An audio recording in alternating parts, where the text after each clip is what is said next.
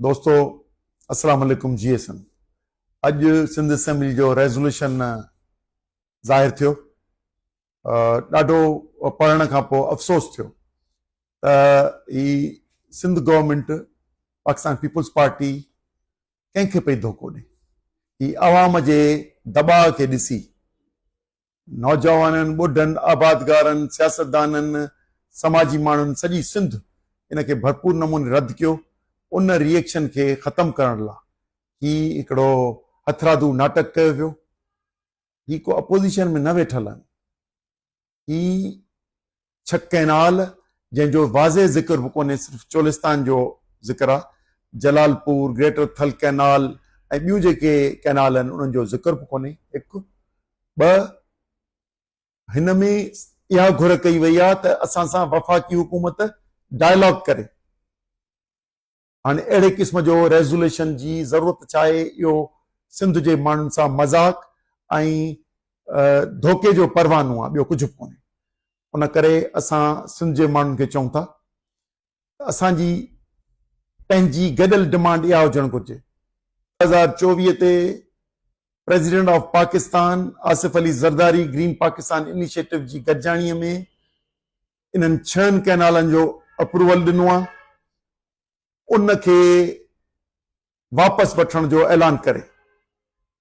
2, वज़ीर आला ऐं उनजी सॼी टीम सिंध असेंबलीअ में जेके वेठा आहिनि, शर्म जी ॻाल्हि आहे त हिन 21वीं सदीअ में नौजवाननि खे हाणे तव्हां धोखो न ॾेई सघंदो। सिंध जे माण्हुनि खे वधीक धोखो तव्हां न ॾेई सघंदो। उन करे तव्हांजी घुर इनखे वापसि वठण जी सिर्फ़ु न, हीअं तव्हां गवर्नमेंट आहियो।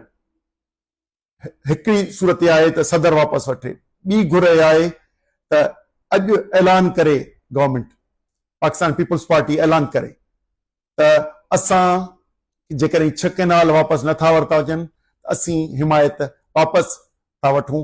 फेडरल गवर्नमेंट डिज़ोल्व थींदी। 3 ॾींहंनि जी अल्टीमेटम ॾे यकीनी तौर ते वापसि थींदी। न त ही जेको सदर पाकिस्तान जे तकीर खां पोइ ॿिए ॾींहुं जेको हुनजो पार्टीअ जो चेयरमैन वियो आहे वञी मिलण प्राइम मिनिस्टर सां, उते वञी 9 अरब रुपयनि जी डेवलपमेंट स्कीमूं वठी ऐं मोटी हलियो आयो आहे ऐं हिन ते को बि डायलॉग कोन कयो वियो आहे। उन करे ही रेज़ोल्यूशन अवाम खे धोखो ॾियण जो परवानो आहे। असीं सिंध जे माण्हुनि, नौजवाननि, वकीलनि ऐं सभिनी माण्हुनि खे इहा घुर था करियूं। सुभाणे 14 ते इन रेज़ोल्यूशन खे रद्द कंदे ऐं ताक़तवर आवाज़ पाकिस्तान जे वफ़ाक़ खां घुरो, पाकिस्तान जे सदर खां घुरो त ही असांखे 6 कैनाल ख़तमु कया वञनि।